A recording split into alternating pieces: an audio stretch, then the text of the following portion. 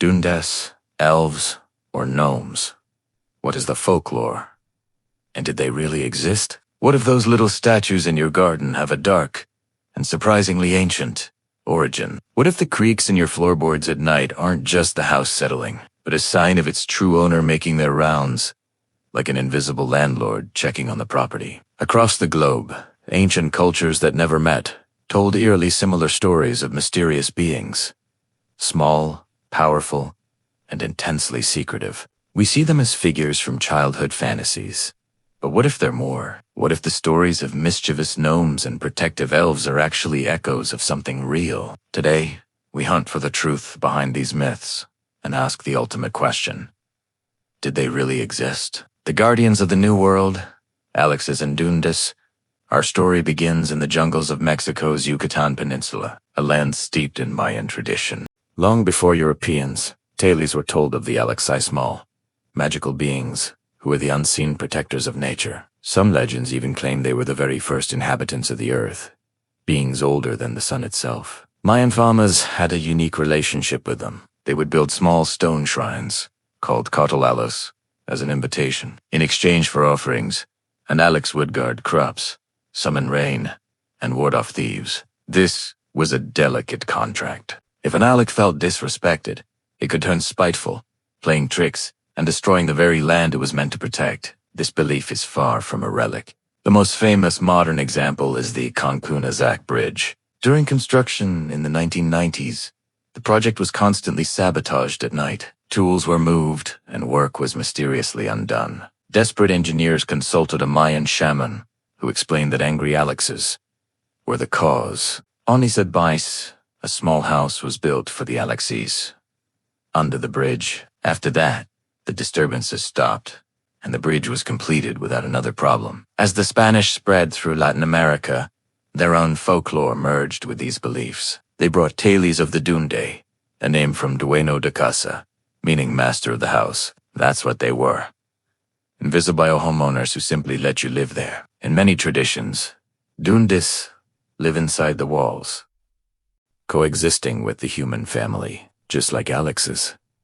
They have two sides. They can be helpful, but they're also famous for hiding things, making strange noises, and playing tricks. In darker stories, they lure children into the forest, and a child could only escape by turning their clothes inside out to break the spell. The tricksters of the old world.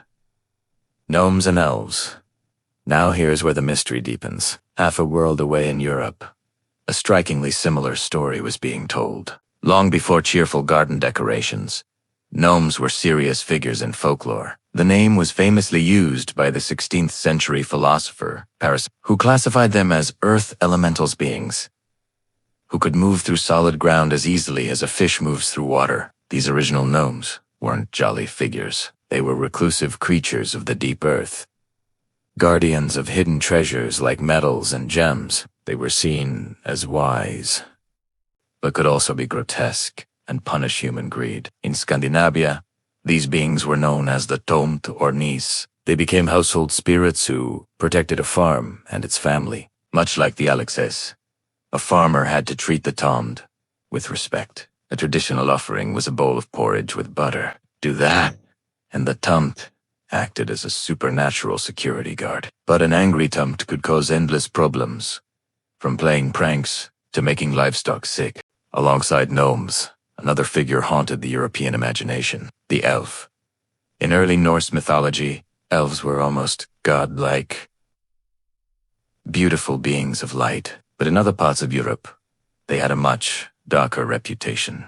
They were seen as volatile tricksters who could cause sickness. In fact, the German word for nightmare Albtraum literally means elf dream, as it was believed an elf would sit on a sleeper's chest, forcing bad dreams. They were also famously accused of stealing human babies and replacing them with sickly elf children known as changelings. The ultimate question: did they really exist? So, how do you explain this? Across continents and centuries, cultures with no contact told stories about small, human-like beings tied to nature, who could be both helpful and harmful. How is that possible? Let's be clear. There is no scientific evidence that Duendes, gnomes, or elves exist as physical creatures. The evidence we have is purely anecdotal, but there's a lot of it. One fascinating theory is that these myths are a form of cultural memory. The folklorist John Rees suggested that stories of fairies in Britain were actually distorted memories of the pre-Celtic people who lived there. Think of it as a historical game of telephone.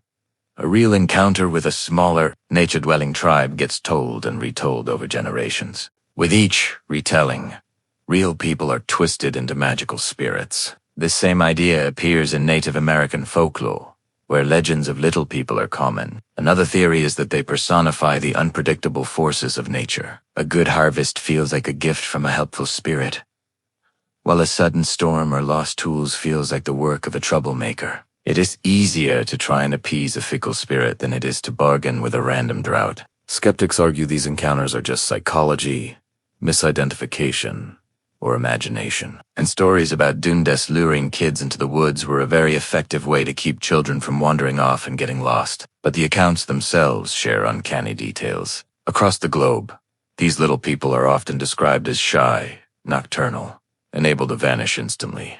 There is a common warning in both European and Native American traditions not to talk about them too openly, or you might offend them. And people from Mexico to Scandinavia leave offerings of food to keep them happy.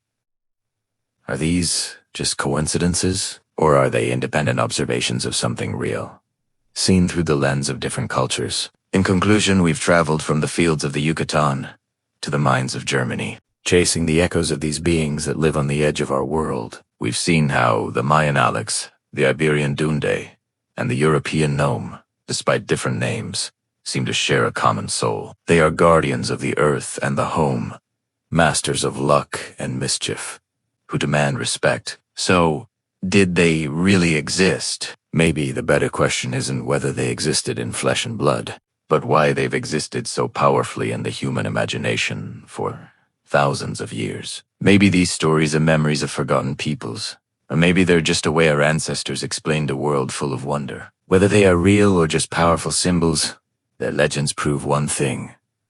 Our world has always been full of wonder. The line between myth and reality is often blurrier than we think. What local folklore about little people do you have? Where are you from? Are there stories of fairies, goblins, or other mysterious beings in your area? Share your stories and what you believe in the comments below. And if you enjoyed this journey, be sure to subscribe for more mysteries.